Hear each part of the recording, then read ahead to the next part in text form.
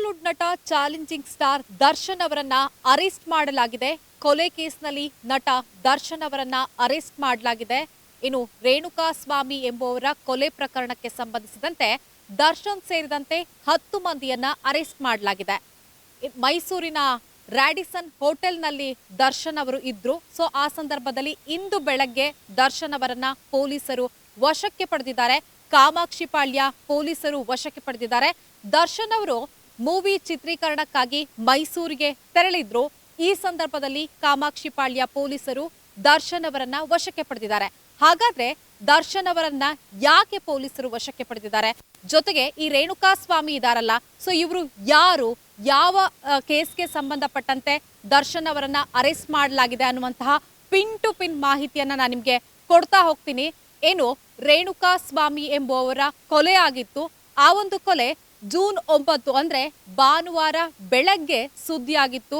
Kamakshipalya police ಠಾಣಾ ವ್ಯಾಪ್ತಿಯಲ್ಲಿ ಬರುವಂತಹ ಸುಮ್ಮನಹಳ್ಳಿ ಬ್ರಿಡ್ಜ್ ಬಳಿ ಒಂದು ಅನಾಥ ಶವ ಪತ್ತೆಯಾಗಿತ್ತು. ಅಲ್ಲಿನ ಅಪಾರ್ಟ್ಮೆಂಟ್ನ ಸೆಕ್ಯೂರಿಟಿ ಒಬ್ರು ಈ ಸಂಬಂಧ ಕಾಮಾಕ್ಷಿಪಾಳ್ಯ ಪೊಲೀಸ್ ಠಾಣೆಗೆ ದೂರು ಕೊಡ್ತಾರೆ. ದೂರು ಆಧರಿಸಿ ಪೊಲೀಸರು ತನಿಖೆಯನ್ನ ಮುಂದುವರಿಸಿದಾಗ ದರ್ಶನ್ನ ಇಬ್ಬರು ಆಪ್ತರು ಅಂದ್ರೆ ಬೌನ್ಸರ್ಗಳನ್ನ ಪೊಲೀಸರು ವಶಕ್ಕೆ ಪಡೆದುಕೊಳ್ತಾರೆ. ಆ ಸಂದರ್ಭದಲ್ಲಿ ರೇಣುಕಾ ಸ್ವಾಮಿಯ ಕೊಲೆ ಹಿಂದೆ ನಟ ದರ್ಶನ್ ಇರೋದು ಗೊತ್ತಾಗತ್ತೆ. ಹಾಗಾಗಿ ಇವತ್ತು ಮೈಸೂರಿನಲ್ಲಿ ರಾಡಿಸನ್ ಹೋಟೆಲ್ನಲ್ಲಿ ದರ್ಶನ್ ಅವರನ್ನ ಕಾಮಾಕ್ಷಿಪಾಳ್ಯ ಪೊಲೀಸರು ಬಂಧನ ಮಾಡ್ತಾರೆ. ಆ ಬಳಿಕ ನಟ ದರ್ಶನ್ ಅವರನ್ನ ಬೆಂಗಳೂರಿಗೆ ಕರೆತರಲಾಗತ್ತೆ. ಬೆಂಗಳೂರಿನ ಕಾಮಾಕ್ಷಿಪಾಳ್ಯ ಪೊಲೀಸ್ ಠಾಣೆಯಲ್ಲಿ ಇರಿಸಿ ಅವರನ್ನ ವಿಚಾರಣೆಗೆ ಒಳಪಡಿಸಲಾಗತ್ತೆ. ಜೊತೆಗೆ ಯಾವುದೇ ಕೇಸ್ನಲ್ಲಿ ಕೂಡ ಆರೋಪಿಗಳನ್ನ ಪೊಲೀಸರು ವಶಕ್ಕೆ ಪಡೆದಾಗ 24 ಗಂಟೆಗಳ ಒಳಗಾಗಿ ಜಡ್ಜ್ ಮುಂದೆ ಹಾಜರುಪಡಿಸಬೇಕಾಗತ್ತೆ. ಅದಕ್ಕೂ ಮುಂಚೆ ವೈದ್ಯಕೀಯ ಪರೀಕ್ಷೆಗಳನ್ನ ಕೂಡ ಮಾಡಬೇಕಾಗತ್ತೆ. ಸೊ ಹಾಗಾಗಿ ಬೌರಿಂಗ್ ಆಸ್ಪತ್ರೆಯಲ್ಲಿ ದರ್ಶನ್ ಅವರಿಗೆ ವೈದ್ಯಕೀಯ ಪರೀಕ್ಷೆಗಳನ್ನ ಮಾಡಲಾಗಿದೆ.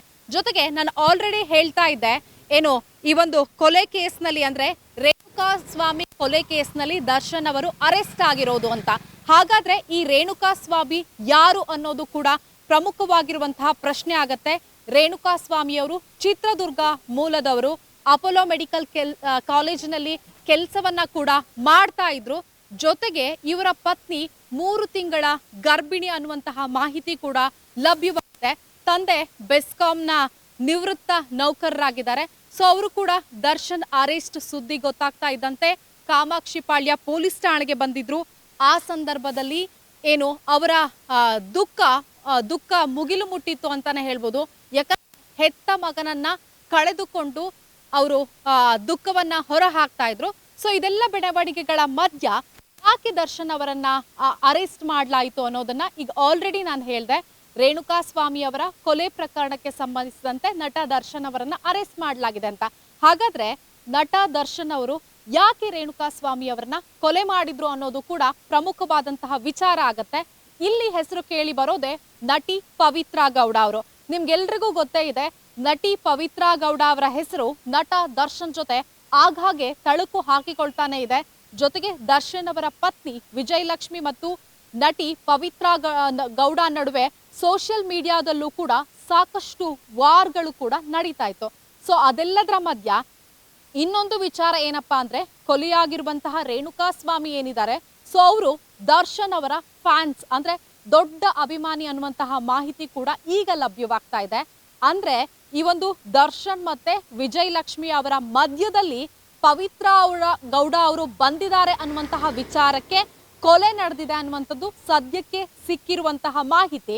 ಈ ಕೊಲೆಯಾಗಿರುವಂತಹ ರೇಣುಕಾ ಸ್ವಾಮಿ ಏನಿದ್ದಾರೆ, ಸೊ ಅವರು ನಟಿ ಪವಿತ್ರಾ ಅವರಿಗೆ ಅಶ್ಲೀಲವಾಗಿ ಮೆಸೇಜ್ ಅನ್ನ ಕಳಿಸ್ತಾ ಇದ್ರು, ಅಶ್ಲೀಲ ಫೋಟೋವನ್ನ ಕಳಿಸ್ತಾ ಇದ್ರಂತೆ.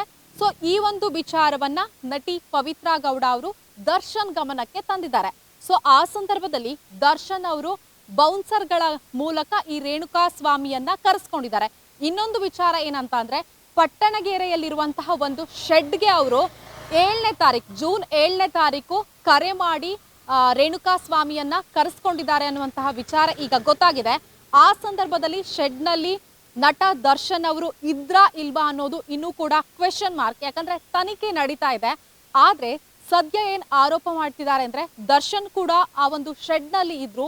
ಆ ಸಂದರ್ಭದಲ್ಲಿ ಈ ಕೊಲೆಯಾಗಿರುವಂತಹ ರೇಣುಕಾ ಸ್ವಾಮಿ ಅವರ ಮರ್ಮಾಂಗಕ್ಕೆ ಒದಿತಾರೆ. ಆ ಸಂದರ್ಭದಲ್ಲಿ ಅವರು ಸಾವನ್ನಪ್ಪಿದ್ದಾರೆ ಅನ್ನುವಂತಹ ಸದ್ಯದ ಮಾಹಿತಿ. ಆದ್ರೆ ರೇಣುಕಾ ಸ್ವಾಮಿ ಅವರಿಗೆ ದರ್ಶನ್ ಅವರ ಬೌನ್ಸರ್ಗಳು ಕರೆ ಮಾಡಿದ್ದು ಸತ್ಯ. ಯಾಕಂದ್ರೆ ಈ ಪ್ರಕರಣಕ್ಕೆ ಸಂಬಂಧಿಸಿದಂತೆ 9ನೇ ತಾರೀಕು ಏನು ಭಾನುವಾರ ಬೆಳಗ್ಗೆ 9 ಗಂಟೆಗೆ ಒಂದು ಮೋರಿಯಲ್ಲಿ ಶವ ಇರೋದು ಗೊತ್ತಾಗತ್ತೆ. ಆ ಸಂದರ್ಭದಲ್ಲಿ ಪೊಲೀಸರು ತನಿಖೆಯನ್ನ ಶುರು ಮಾಡ್ತಾರೆ. ಇಬ್ಬರನ್ನ ಏನ್ ಅರೆಸ್ಟ್ ಮಾಡಿರ್ತಾರೆ, ಫಸ್ಟ್ ಆ ಇಬ್ರು ಕೂಡ ದರ್ಶನ್ ಅವರ ಹೆಸರು ಹೇಳಿದ್ದಾರೆ ಅನ್ನುವಂತಹ ಮಾಹಿತಿ ಲಭ್ಯವಾಗ್ತಾ ಇದೆ. ದರ್ಶನ್ ಅವರ ಹೆಸರು ಹೇಳಿರೋದ್ರಿಂದನೇ ದರ್ಶನ್ ಅವರನ್ನ ಅರೆಸ್ಟ್ ಮಾಡಿರೋದು. ಜೊತೆಗೆ ನಾನು ಪವಿತ್ರ ಗೌಡ ಅವರಿಗೆ ಈ ರೇಣುಕಾ ಸ್ವಾಮಿ ಅವರು ಅಶ್ಲೀಲ ಫೋಟೋಗಳನ್ನ ಕಳಿಸ್ತಾ ಇದ್ರು ಅಂತ ಹೇಳಿದೆ. ಇದೇ ವಿಚಾರಕ್ಕೆ ಸಂಬಂಧಿಸಿದಂತೆ ಪಟ್ಟಣಗೆರೆಯ ಶೆಡ್ ಒಂದಕ್ಕೆ ಕರೆಸ್ಕೊಳ್ಳಾಗ್ತೆ. ಅದು ಈ ಒಂದು ದರ್ಶನ್ ಅವರ ಆಪ್ತರಾಗಿರುವಂತಹ ವಿನಯ್ ಅವರ ಶೆಡ್ ಅಂತ ಹೇಳಲಾಗ್ತಾ ಇದೆ. ಆ ಶೆಡ್ಗೆ ಅವರನ್ನ ಕರೆಸ್ಕೊಂಡಂತಹ ಸಂದರ್ಭದಲ್ಲಿ ಏನು ವಾದ ಜಗಳಗಳು ಕೂಡ ಆಗುವಂತಹ ಚಾನ್ಸಸ್ ಇರುತ್ತೆ. ಜೊತೆಗೆ ನಾವು ಈ ಒಂದು ಪ್ರಕರಣವನ್ನ ಏನ್ ನೋಡ್ತೀವಿ, ಭಾನುವಾರ ಬೆಳಗ್ಗೆ ಆ ಒಂದು ಶವ ಪತ್ತೆ ಆಗತ್ತೆ. ಆ ಸಂದರ್ಭದಲ್ಲಿ ಶವದ ಮೇಲೆ ಹಲ್ಲೆಗಳು ಕೂಡ ಕಂಡು ಬರುತ್ತೆ. ಹಾಗಾಗಿ ಹಲ್ಲೆ ಮಾಡುವಂತಹ ಚಾನ್ಸಸ್ ಹೆಚ್ಚಿರುತ್ತೆ. ಸೊ ಏನು 7ನೇ ತಾರೀಕು ಈ ಒಂದು ರೇಣುಕಾ ಸ್ವಾಮಿ ಅವರು ಮಿಸ್ಸಿಂಗ್ ಆಗ್ತಾರೆ. ಸೊ ಆ ಬಳಿಕ 8ರಂದು ಹಲ್ಲೆ ನಡೆದಿರುವಂತಹ ಸಾಧ್ಯತೆ ಹೆಚ್ಚಿರುತ್ತೆ. 9ನೇ ತಾರೀಕು ಈ ಒಂದು ಶವ ದೊರೆತಿರುತ್ತೆ. ಜೊತೆಗೆ ಸದ್ಯದ ಮಾಹಿತಿ ಪ್ರಕಾರ ಆಟೋದಲ್ಲಿ ಆ ಒಂದು ಶವವನ್ನ ಅಂದ್ರೆ ಪಟ್ಟಣಗೆರೆ ಶೆಡ್ ನಲ್ಲಿರುವಂತಹ ಏನು ವಿನಯ್ ಅವರ ಶೆಡ್ ಇದೆ, ಅಲ್ಲಿಂದ ಸುಮನಹಳ್ಳಿ ಬ್ರಿಡ್ಜ್ ಬಳಿ ಮೋರಿ ಏನಿದೆ, ಸೊ ಅಲ್ಲಿಗೆ ಆಟೋದ ಮೂಲಕ ಸಾಗಿಸಿದ್ರು ಶವ ಅನ್ನುವಂತಹ ಮಾಹಿತಿ ಸದ್ಯ ಲಭ್ಯವಾಗ್ತಾ ಇರುವಂತದ್ದು. ಸೊ ಅಂದ್ರೆ ಈ ಒಂದು ಪ್ರಕರಣದಲ್ಲಿ ಇಬ್ರು ಅರೆಸ್ಟ್ ಆಗ್ತಾ ಇದ್ದಂತೆ ತನಿಖೆ ಚುರುಕಾಗುತ್ತೆ. ಈಗ ಬರೋಬ್ಬರಿ ದರ್ಶನ್ ಸೇರಿದಂತೆ 10 ಮಂದಿಯನ್ನ ಪೊಲೀಸರು ಅರೆಸ್ಟ್ ಮಾಡಿದ್ದಾರೆ. ಇನ್ನೊಂದ್ ಕಡೆ ಏನು ಪವಿತ್ರ ಗೌಡ ಅವರ ಹೆಸರು ಕೇಳಿ ಬಂದಿತ್ತು. ಸೊ ಪವಿತ್ರ ಗೌಡ ಅವರನ್ನ ಕೂಡ ಅರೆಸ್ಟ್ ಮಾಡಲಾಗಿದೆ. RR ನಗರ ಠಾಣಾ ಪೊಲೀಸರು ಅರೆಸ್ಟ್ ಮಾಡಿದ್ದು ಸದ್ಯ ಅನ್ನಪೂರ್ಣೇಶ್ವರಿ ನಗರ ಪೊಲೀಸ್ ಠಾಣೆಯಲ್ಲಿ ಪವಿತ್ರ ಅವರ ವಿಚಾರಣೆಯನ್ನ ಮಾಡಲಾಗ್ತಾ ಇದೆ. ಒಂದ್ ಕಡೆ ದರ್ಶನ್ ಅವರ ಆಪ್ತರಾಗಿರುವಂತಹ ವಿನಯ್, ಪವಿತ್ರ ಗೌಡ, ದರ್ಶನ್ ಜೊತೆಗೆ ಇನ್ನಿತರರು ಸೇರಿದಂತೆ ಅವರೆಲ್ಲರನ್ನೂ ಕೂಡ ಈಗ ಪೊಲೀಸರು ಅರೆಸ್ಟ್ ಮಾಡಿದ್ದು ಪ್ರಕರಣಕ್ಕೆ ಸಂಬಂಧಪಟ್ಟಂತೆ 10 ಮಂದಿಯನ್ನ ಅರೆಸ್ಟ್ ಮಾಡಲಾಗಿದೆ. ಜೊತೆಗೆ ಇನ್ನೊಂದು ವಿಚಾರ ಏನಪ್ಪಾ ಅಂದ್ರೆ, ಈಗ ನಾವು ದರ್ಶನ್ ಅವರನ್ನ ಅರೆಸ್ಟ್ ಮಾಡಿದಂತಹ ಸಂದರ್ಭದಲ್ಲಿ ಅವರಿಗೆ ಲಕ್ಷಾಂತರ ಫ್ಯಾನ್ಸ್ಗಳಿರ್ತಾರೆ. ಸೊ ಅವರೆಲ್ಲರೂ ಕೂಡ ಕಾನೂನನ್ನ ಕೈಗೆತ್ತಿಕೊಳ್ಳುವಂತಹ ಚಾನ್ಸಸ್ ಕೂಡ ಹೆಚ್ಚಿರುತ್ತೆ. ಹಾಗಾಗಿ RR ನಗರದಲ್ಲಿರುವಂತಹ ದರ್ಶನ್ ಮನೆ ಏನಿದೆ, ಸೊ ಅಲ್ಲಿ ಏನು ಪೊಲೀಸರನ್ನ ನಿಯೋಜನೆ ಮಾಡಲಾಗಿದೆ. ಪ್ರತಿಭಟನೆಗಳು ನಡಿಬಹುದು, ಫ್ಯಾನ್ಸ್ ಆಕ್ರೋಶವನ್ನ ಹೊರಹಾಕಬಹುದು ಅನ್ನುವಂತಹ ನಿಟ್ಟಿನಲ್ಲಿ ಪೊಲೀಸರನ್ನ ನಿಯೋಜನೆ ಮಾಡಲಾಗಿದೆ. KSRP ತುಕಡಿ ಕೂಡ ಸ್ಥಳದಲ್ಲಿಯೇ ಇದೆ. ಯಾವುದೇ ಅಹಿತಕರ ಘಟನೆ ನಡೆಯದಂತೆ ಎಲ್ಲಾ ರೀತಿಯಾದಂತಹ ಮುನ್ನೆಚ್ಚರಿಕೆಯನ್ನ ಕೈಗೊಳ್ಳಲಾಗಿದೆ. ಜೊತೆಗೆ ಮೈಸೂರಲ್ಲಿ ದರ್ಶನ್ ಅವರನ್ನ ಅರೆಸ್ಟ್ ಮಾಡಿದ್ರು ಅಂತ ನಾನು ಪ್ರಾರಂಭದಲ್ಲೇ ಹೇಳಿದೆ. ಕಾಮಾಕ್ಷಿ ಪಾಳ್ಯಕ್ಕೆ ಅವರನ್ನ ಕರೆತಂದ್ರು. ಆ ಸಂದರ್ಭದಲ್ಲಿ ಕಾಮಾಕ್ಷಿ ಪಾಳ್ಯ ಪೊಲೀಸ್ ಠಾಣೆಯ ಸುತ್ತಮುತ್ತ ಕೂಡ ಸಾಕಷ್ಟು ಫ್ಯಾನ್ಸ್ಗಳಿದ್ರು. ಸೊ ಅವರೆಲ್ಲರೂ ಕೂಡ ದರ್ಶನ್ ಅರೆಸ್ಟ್ ಅಂತ ಹೇಳ್ತಾ ಇದ್ದಂಗೆ ಅಲ್ಲಿಗೆ ಬಂದಿದ್ರು. ಸೊ ಅವರನ್ನ ಕೂಡ ಯಾವುದೇ ಅಲ್ಲಿ ಸಮಸ್ಯೆ ಆಗಬಾರ್ದು ಅನ್ನುವಂತಹ ನಿಟ್ಟಿನಲ್ಲಿ ಅಲ್ಲೂ ಕೂಡ ಸಾಕಷ್ಟು ಪೊಲೀಸರನ್ನ ನಿಯೋಜನೆ ಮಾಡಲಾಗಿತ್ತು. ಸದ್ಯ ಎಲ್ಲ ಆರೋಪಿಗಳನ್ನ ಅನ್ನಪೂರ್ಣೇಶ್ವರಿ ಠಾಣಾ ಪೊಲೀಸ್ ಠಾಣೆಯಲ್ಲಿ ಏನು ವಿಚಾರಣೆ ಮಾಡಲಾಗ್ತಾ ಇದೆ. ಪ್ರಮುಖವಾಗಿ ನಟ ದರ್ಶನ್ ಅವರು ಜೊತೆಗೆ ಸೊ ಪವಿತ್ರ ಗೌಡ ವಿಚಾರಕ್ಕೆ ಸಂಬಂಧಪಟ್ಟಂತೆ ಈ ಕೊಲೆ ನಡೆದಿದೆ ಅಂತ ಹೇಳಲಾಗ್ತಾ ಇದೆ. ಸೊ ಹಾಗಾಗಿ ಪವಿತ್ರ ಗೌಡ ಅವರು ಜೊತೆಗೆ ಯಾವ ಶೆಡ್ ನಲ್ಲಿ ರೇಣುಕಾ ಸ್ವಾಮಿ ಅವ್ರನ್ನ ಇಟ್ಟಿದ್ರು ವಿನಯ್ ಅವ್ರನ್ನ ಕೂಡ ಅರೆಸ್ಟ್ ಮಾಡಲಾಗಿದೆ. ಇನ್ನಿತರರನ್ನ ಕೂಡ ಅಂದ್ರೆ ಬೌನ್ಸರ್ಸ್ ಗಳಿರ್ಬೋದು. ಸೊ ಈ ಒಂದು ಕೇಸ್ ನಲ್ಲಿ ಯಾರೆಲ್ಲ ಹೆಸರುಗಳು ಕೇಳಿ ಬಂದಿದೆ, ಜೊತೆಗೆ ಫೋನ್ ಕಾಲ್ಸ್ ಗಳು ಈ ಕೇಸ್ಗೆ ಸಂಬಂಧಪಟ್ಟಂತೆ ಯಾರಿಗೆಲ್ಲ ಹೋಗಿದೆ ಅವರೆಲ್ಲರನ್ನ ಕೂಡ ಅರೆಸ್ಟ್ ಮಾಡಲಾಗಿದೆ. ಇದಿಷ್ಟು ಕೂಡ ಕೇಸ್ ವಿಚಾರ ಆದ್ರೆ ಅಂದ್ರೆ ಒಂದ್ ಕಡೆ ದರ್ಶನ್ ಅರೆಸ್ಟ್ ಆಗಿರೋದು, ಯಾಕೆ ಅರೆಸ್ಟ್ ಆಗಿರೋದು, ಸೊ ಯಾರು ಮರ್ಡರ್ ಆಗಿರೋದು, ಜೊತೆಗೆ ಯಾರನ್ನೆಲ್ಲ ಅರೆಸ್ಟ್ ಮಾಡಿದ್ದಾರೆ ಅನ್ನೋದು ಒಂದು ವಿಚಾರ ಆದ್ರೆ, ಇನ್ನು ಇದೇ ವಿಚಾರಕ್ಕೆ ಸಂಬಂಧಿಸಿದಂತೆ ನಗರ ಪೊಲೀಸ್ ಆಯುಕ್ತರಾಗಿರುವಂತಹ ಬಿ ದಯಾನಂದ್ ಅವರು ಕೂಡ ಸುದ್ದಿಗೋಷ್ಠಿಯನ್ನ ನಡೆಸಿದ್ರು. ಸೊ ಅವರು ಕೂಡ ಹೇಳಿದ್ರು ಇದೊಂದು ಸೂಕ್ಷ್ಮವಾಗಿರುವಂತಹ ಕೇಸ್, ಜೊತೆಗೆ ತನಿಖೆ ಕೂಡ ನಡೆಯುತ್ತಿದೆ ಅನ್ನುವಂತಹ ಮಾತುಗಳನ್ನ ಹೇಳಿದ್ರು. ತನಿಖೆ ಈಗ ಏನು ನಡೀತಾ ಇದೆ, ಈ ಸಂದರ್ಭದಲ್ಲಿ ಪೂರ್ಣ ಮಾಹಿತಿಯನ್ನ ಕೊಡೋದಕ್ಕೆ ಸಾಧ್ಯ ಆಗಲ್ಲ, ಬಟ್ ಪ್ರಾಥಮಿಕ ಮಾಹಿತಿಯನ್ನ ಕೊಡ್ತೀವಿ. ಕೇಸ್ಗೆ ಸಂಬಂಧಪಟ್ಟಂತೆ ಏನು ಈ ಒಂದು ದರ್ಶನ್ ಅವರ ಹೆಸರು ಕೇಳಿ ಬಂದಿತ್ತು. ಸೊ ಹಾಗಾಗಿ ದರ್ಶನ್ ಅವರನ್ನ ಅರೆಸ್ಟ್ ಮಾಡಲಾಗಿದೆ ಅನ್ನುವಂತಹ ವಿಚಾರವನ್ನ ನಗರ ಪೊಲೀಸ್ ಆಯುಕ್ತರಾಗಿರುವಂತಹ ಬಿ ದಯಾನಂದ್ ಅವರು ಹೇಳಿದ್ರು. ಜೊತೆಗೆ ಪೂರ್ಣ ಪ್ರಮಾಣ ಯಾವಾಗ ತನಿಖೆ ಮುಗಿಯುತ್ತೆ ಇದರಲ್ಲಿ ನಿಜಕ್ಕೂ ಅವರ ಪಾತ್ರ ಇದೆಯಾ ಅನ್ನೋದು ತನಿಖೆಯ ಬಳಿಕ ಗೊತ್ತಾಗುತ್ತೆ ಅನ್ನುವಂತಹ ವಿಚಾರಗಳನ್ನು ಹೇಳಿದ್ರು. ಇನ್ನೊಂದ್ ಕಡೆ ಗೃಹ ಸಚಿವರಾಗಿರುವಂತಹ ಪರಮೇಶ್ವರ್ ಅವರು ಕೂಡ ಒಂದು ಸ್ಟೇಟ್ಮೆಂಟ್ ಅನ್ನ ಈ ವಿಚಾರಕ್ಕೆ ಸಂಬಂಧಪಟ್ಟಂತೆ ಕೊಡ್ತಾರೆ. ಸೊ ಅಂದ್ರೆ ನಟ ದರ್ಶನ್ ಅವರನ್ನ ಮೈಸೂರಿನಲ್ಲಿ ಅರೆಸ್ಟ್ ಮಾಡಿದ್ದಾರೆ. ಕಳೆದ 2 ದಿನಗಳ ಹಿಂದೆ ಏನು ಇಬ್ರು ಅರೆಸ್ಟ್ ಆಗಿತ್ತು, ಅವರನ್ನ ವಿಚಾರಣೆಗೆ ಒಳಪಡಿಸಿದಂತಹ ಸಂದರ್ಭದಲ್ಲಿ ನಟ ದರ್ಶನ್ ಅವರ ಹೆಸರು ಕೇಳಿ ಬಂದಿತ್ತು. ಜೊತೆಗೆ ಇದು ಮರ್ಡರ್ ಕೇಸ್ ಆಗಿರೋದ್ರಿಂದ ಸೀರಿಯಸ್ ಕೇಸ್ ಕೂಡ ಆಗಿದೆ ಅನ್ನುವಂತಹ ಮಾತುಗಳನ್ನ ಹೇಳಿದ್ರು. ಆದ್ರೆ ಅವರು ಇದರಲ್ಲಿ ದರ್ಶನ್ ಪಾತ್ರ ಇದೆಯಾ ಇಲ್ವಾ ಅನ್ನೋದು ತನಿಖೆ ಬಳಿಕ ಗೊತ್ತಾಗಲಿದೆ ಅನ್ನುವಂತಹ ಮಾಹಿತಿಯನ್ನ ಹೇಳಿದ್ರು. ಜೊತೆಗೆ ಇದು ವೈಯಕ್ತಿಕವೋ ಅಥವಾ ಬೇರೆ ಏನೋ ವಿಚಾರಕ್ಕೆ ಕೊಲೆ ನಡೆದಿದೆಯೋ ಅನ್ನೋದು ತನಿಖೆ ನಡೀತಾ ಇದೆ. ಸೊ ಸದ್ಯಕ್ಕೆ ಇದಿಷ್ಟೇ ತಮಗೆ ಸಿಕ್ಕಿರುವಂತಹ ಪ್ರಾಥಮಿಕ ಮಾಹಿತಿ. ತನಿಖೆ ಪೂರ್ಣವಾಗಿ ಮುಗಿದ ನಂತರ ಎಲ್ಲಾ ರೀತಿಯ ಡೀಟೇಲ್ಸ್ಗಳು ತಮಗೆ ಸಿಗುತ್ತೆ. ಆದರೆ ದರ್ಶನ್ ಅವರ ಹೆಸರು ಕೇಳಿ ಬಂದಿರೋದ್ರಿಂದ ಅವರನ್ನ ಅರೆಸ್ಟ್ ಮಾಡಲಾಗಿದೆ ಅನ್ನುವಂತಹ ವಿಚಾರವನ್ನ ಹೇಳಿದ್ರು. ಜೊತೆಗೆ ಬಿ ದಯಾನಂದ್ ಅವರ ಸ್ಟೇಟ್ಮೆಂಟ್ ಬಗ್ಗೆ ಹೇಳ್ತಾ ಇದ್ದೆ ನಾನು. ಬಿ ದಯಾನಂದ್ ಅವರು ಏನು ಪ್ರಾಥಮಿಕ ಮಾಹಿತಿಯನ್ನ ಹಂಚ್ಕೊಂಡಿದ್ದಾರೆ ಅಂತ.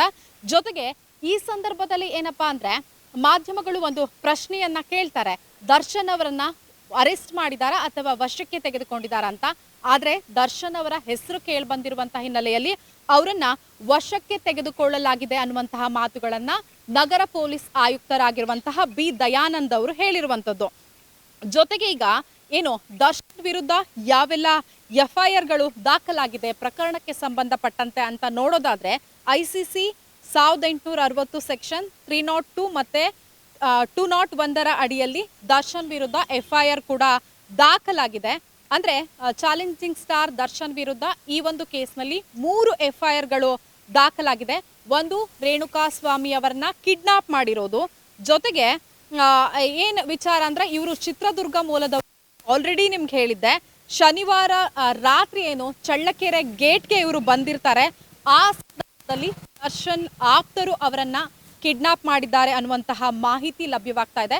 ಜೊತೆಗೆ ಕಿಡ್ನಾಪ್ ಮಾಡೋದು ಕೂಡ ಕಾನೂನಿನ ಪ್ರಕಾರ ಅಪರಾಧವೇ. ಸೊ ಇದೊಂದು FIR ಕೂಡ ದಾಖಲಾಗಿದೆ. ಇನ್ನು ಎರಡನೇ FIR ಯಾವುದು ಅಂತ ಹೇಳೋದಾದ್ರೆ ದರ್ಶನ್ ಅವರ ಮೇಲೆ ಮಾರಣಾಂತಿಕವಾಗಿ ಹಲ್ಲೆ ಮಾಡಿದ್ದಾರೆ ಅಂತ. ಭಾನುವಾರ ಬೆಳಗ್ಗೆ ಈ ಒಂದು ಶವ ಏನ್ ಸಿಗತ್ತೆ ಆ ಸಂದರ್ಭದಲ್ಲಿ ನೀವು ಗಮನಿಸಿರ್ಬೋದು, ಆ ಒಂದು ಶವದ ಮೇಲೆ ಹಲ್ಲೆ ಆಗಿರೋದು ಕೂಡ ಕಂಡು ಬರುತ್ತೆ. ಹಾಗಾಗಿ ಸೊ ಅವರನ್ನ ಏನು ಹಲ್ಲೆ ಮಾಡಿರುವಂತಹ ವಿಚಾರಕ್ಕೆ ಸಂಬಂಧಪಟ್ಟಂತೆ ಈ ಒಂದು FIR ದಾಖಲಾಗಿದೆ. ಅಂದ್ರೆ ಏನು ಪಟ್ಟಣಗೆರೆಯ ಶೆಡ್ಗೆ ಅವರನ್ನ ತಂದಿಡ್ತಾರೆ, ಆ ಸಂದರ್ಭದಲ್ಲಿ ಅವರನ್ನ ಹಲ್ಲೆ ಮಾಡ್ತಾರೆ. ಈ ವಿಚಾರಕ್ಕೆ ಸಂಬಂಧಪಟ್ಟಂತೆ ಕೂಡ ಎರಡನೇ FIR ದಾಖಲಾಗಿದೆ. ಜೊತೆಗೆ ಮೂರನೇ FIR ಕೂಡ ಸಾಕ್ಷಿ ನಾಶಕ್ಕೆ ಯತ್ನವನ್ನ ಮಾಡಿರುವಂತಹ ಹಿನ್ನೆಲೆಯಲ್ಲಿ FIR ದಾಖಲಾಗಿದೆ.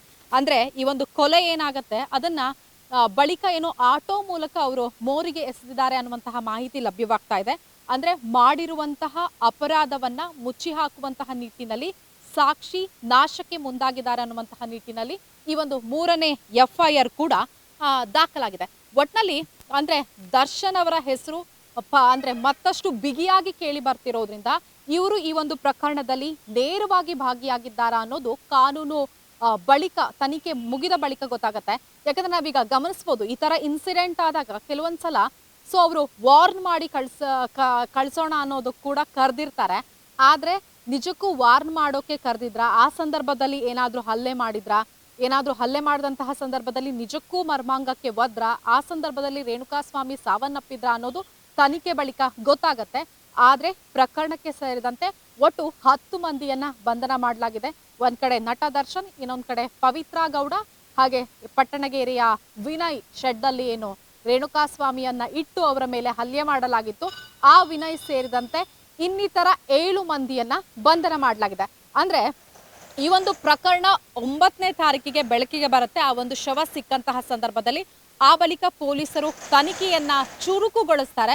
ಸೊ 2 ದಿನದಲ್ಲಿಯೇ ಈ ಒಂದು ಇಡೀ ಪ್ರಕರಣವನ್ನ ಭೇದಿಸುವಲ್ಲಿ ಪೊಲೀಸರು ಯಶಸ್ವಿಯಾಗಿದ್ದಾರೆ ಅಂತಾನೆ ಹೇಳ್ಬೋದು. ಹಾಗಾಗಿ ದರ್ಶನ್ ಮೇಲೆ ಈ 3 FIR ಇರುವಂತಹ ಹಿನ್ನೆಲೆಯಲ್ಲಿ ಯಾವ ರೀತಿಯ ಶಿಕ್ಷೆ ಆಗತ್ತೆ ಅನ್ನೋದನ್ನ ಕಾದ್ ನೋಡ್ಬೇಕಿದೆ.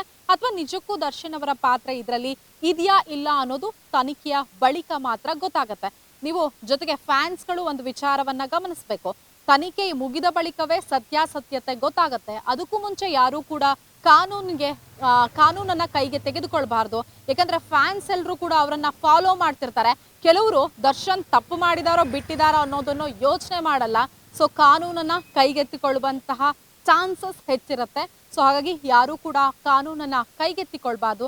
ಇಡೀ ಏನು ಪ್ರಕರಣದ ತನಿಖೆ ನಡೆಯುತ್ತೆ, ನಿಜಕ್ಕೂ ದರ್ಶನ್ ಅವರ ಪಾತ್ರ ಇದ್ರೆ ಶಿಕ್ಷೆ ಆಗತ್ತೆ, ಯಾವುದೇ ಪಾತ್ರ ಇಲ್ಲ ಅಂದ್ರೆ ಏನೂ ಕೂಡ ಆಗಲ್ಲ. ಹಾಗಾಗಿ ಇಡೀ ಪ್ರಕರಣದ ತನಿಖೆ ನಡೆದ ಅಥವಾ ಮುಗಿದ ಬಳಿಕ ಸತ್ಯಾಸತ್ಯತೆ ಕೂಡ ಗೊತ್ತಾಗುತ್ತೆ.